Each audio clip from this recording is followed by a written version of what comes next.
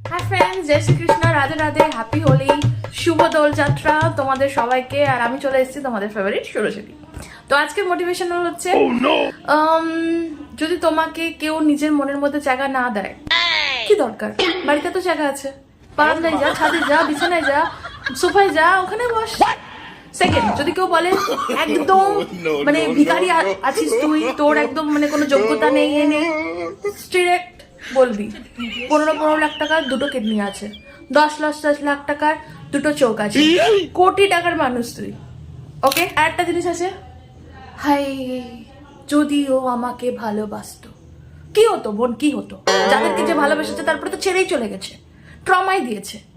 আর এরপর থেকে যখন কেউ ট্রমা দিবে একটাই কথা বলবে, দিতে হলে টাকা দে, ট্রমা চাই না। ওকে, টাকা দে, ট্রমা দে, আর টাকা দে, ট্রমা দে।